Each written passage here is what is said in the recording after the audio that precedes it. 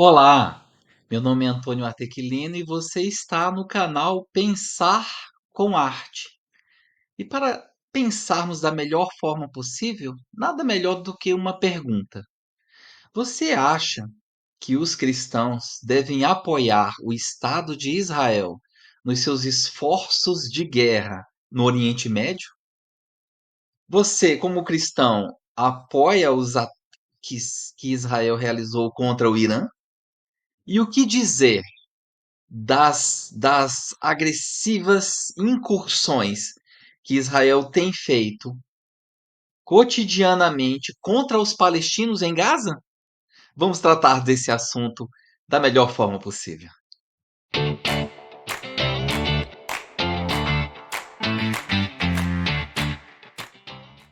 Sem dúvida, vivemos na era da estupidez.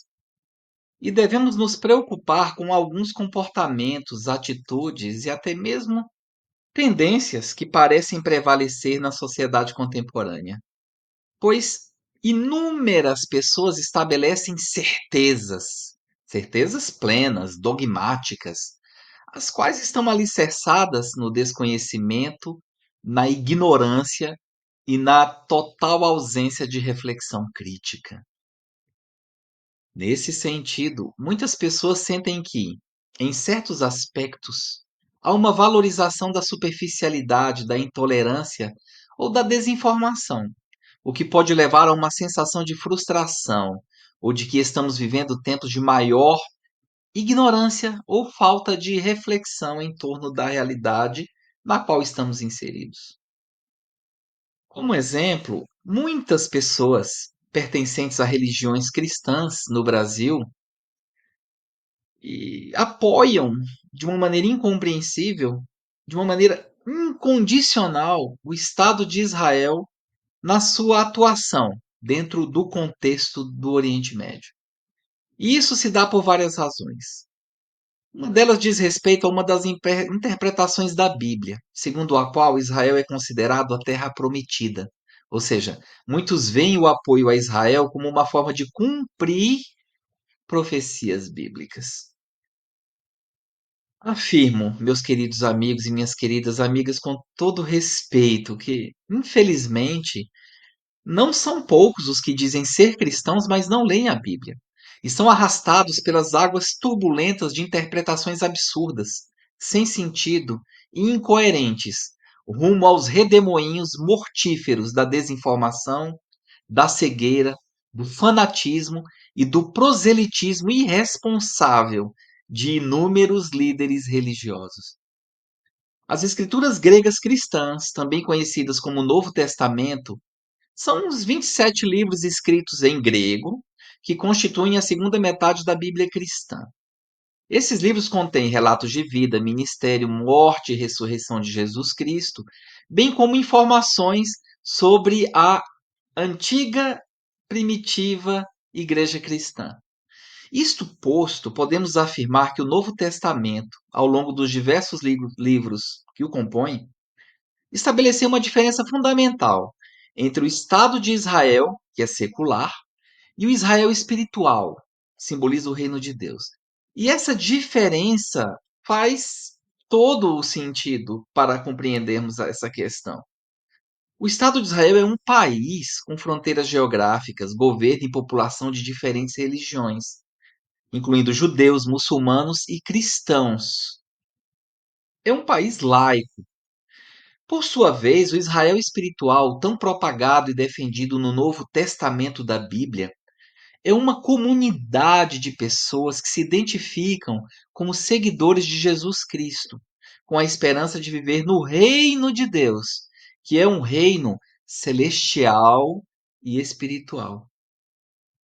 Portanto, a defesa incondicional feita por muitos cristãos brasileiros do moderno Estado de Israel, mais especificamente aos repugnantes aplausos que temos visto nas redes sociais, aos crimes de guerra cometidos pelo governo genocida de Benjamin Netanyahu contra os palestinos em Gaza, isso não possui nenhum amparo bíblico, razão pela qual devemos conscientizar essas pessoas do erro crasso que estão cometendo. Além da questão religiosa, existe um legítimo sentimento de solidariedade com o povo judeu. Esse é legítimo. Povo judeu que enfrentou muitas dificuldades ao longo da história, sendo que nas décadas de 30 e 40 do século XX sofreu o terrível e hediondo Holocausto, perpetrado pela detestável máquina de morte nazista. Para muitas pessoas, apoiar Israel também é uma questão de alinhamento com valores de liberdade e democracia. Sim, mas o atual governo extremista de Israel comete abusos, crimes contra a humanidade e, portanto, não merece respeito. É um governo passageiro, mas não podemos deixar de ser críticos.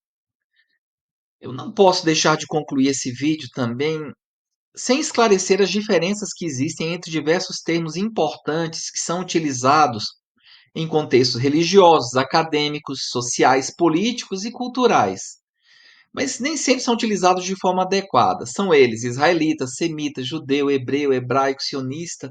Você sabe o que são? Você sabe diferenciá-los? Agora sim, nós vamos falar sobre cada uma dessas palavras. Preste, por favor, atenção. Israelita, o que é um israelita? Este termo refere-se aos habitantes do antigo reino de Israel, o povo descendente de Jacó, filho de Isaque e neto de Abraão. De acordo com a história bíblica, foi Jeová, o Deus Todo-Poderoso, que mudou o nome de Jacó para Israel.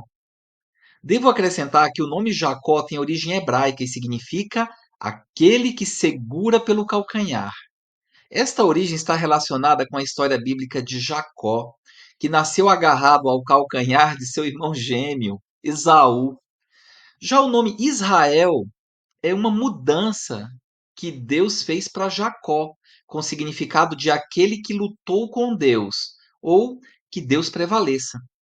Essa mudança de nome ocorreu após um encontro de Jacó com um ser divino, certamente um anjo, com o qual ele lutou e conseguiu prevalecer. A curiosidade nesse caso pode ser uma virtude, e esse relato deve ser lido. Por favor, leia em Gênesis 32, de 22 a 32. Já israelense é o gentilício de quem nasce no atual e moderno Estado secular de Israel. Este termo refere-se à nacionalidade, não à religião ou etnia.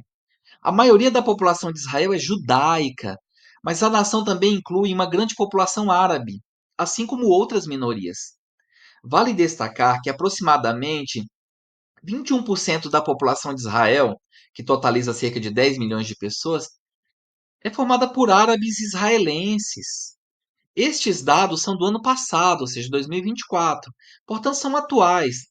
E tudo isso me permite afirmar aqui no canal Pensar com Arte que 2 milhões de pessoas que vivem em Israel são árabes israelenses, incluindo muçulmanos, cristãos e drusos, com direitos garantidos por lei desde a fundação do Estado de Israel no ano de 1948. O que vem a ser semita? Já parou para pensar?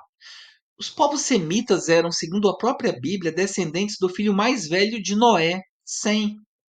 São os antepassados dos israelitas e do povo judeu e formam uma família de hebreus, árabes e outros grupos que provêm do mesmo ramo linguístico, cultural e religioso.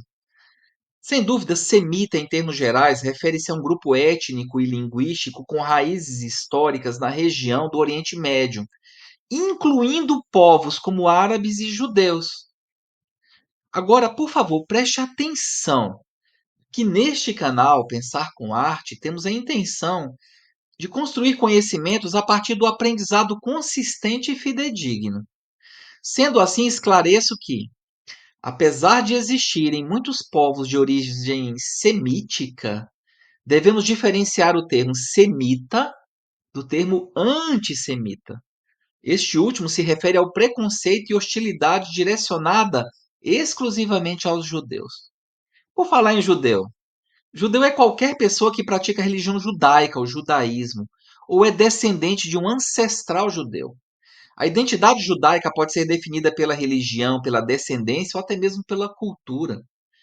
Portanto, qualquer indivíduo que faça adesão ao judaísmo, que é a religião monoteísta mais antiga do mundo, é considerado judeu, quer tenha nascido dentro ou fora de Israel. Este aspecto religioso refere-se ao povo judeu descendente dos antigos israelitas, que também partilham práticas sociais, culturais e linguísticas. Assim, um judeu é, do ponto de vista religioso, qualquer pessoa convertida ao judaísmo, e do ponto de vista étnico e cultural, descendente dos israelitas. Devo, no entanto, enfatizar que é mais comum usar judeu em relação a conceitos que são eminentemente religiosos. E quem são os hebreus? Os hebreus eram um antigo povo semita nômade. Por conseguinte, o conceito é utilizado para designar tanto o aspecto étnico como o linguístico. O povo hebreu, a língua hebraica ou o hebreu, sendo um povo originário da região do atual Estado de Israel. E o termo é frequentemente utilizado para se referir a esse país. Bom, e hebraico? Você já ouviu falar em hebraico? Hebraico é uma língua semítica que integra o grupo de línguas afroasiáticas. Por exemplo, está a par do árabe, né, foi escrito na versão clássica. O hebraico foi escrito na versão clássica, que é bem diferente do hebraico atual. E o sionismo? O que vem a ser sionismo ou sionista? Isso é interessante, não é verdade?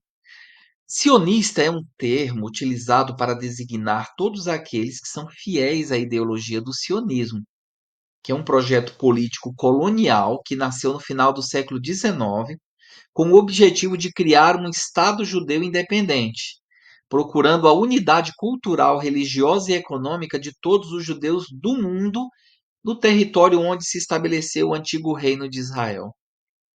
O termo sionismo faz referência ao Monte Sião, nome de uma das colinas de Jerusalém, e que é usado como sinônimo de terra prometida ou terra de Israel.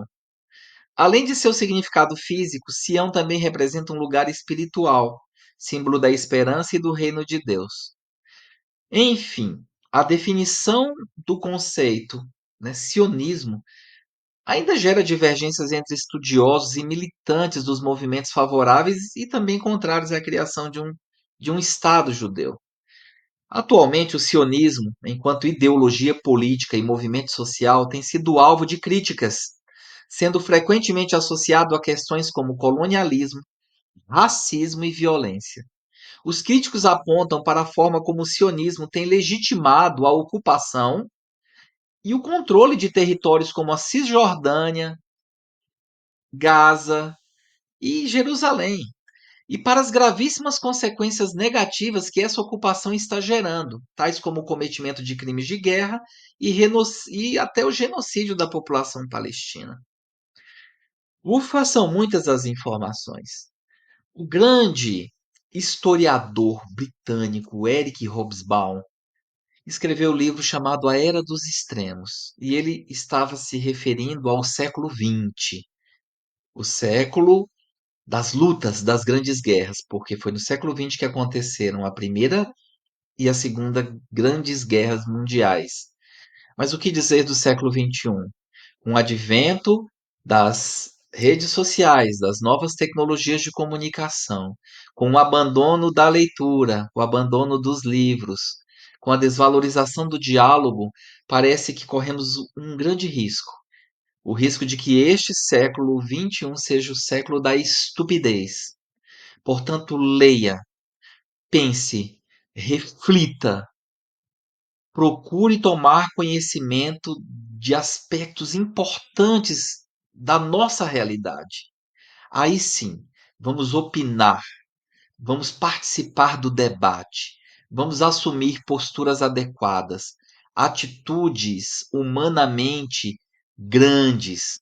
Aí sim, vamos contribuir para que este século não seja o século da estupidez. Um grande abraço, muito obrigado por sua atenção. Se você gostou do vídeo, dê um like. E se não é inscrito, por favor, inscreva-se. Um grande abraço e até a próxima.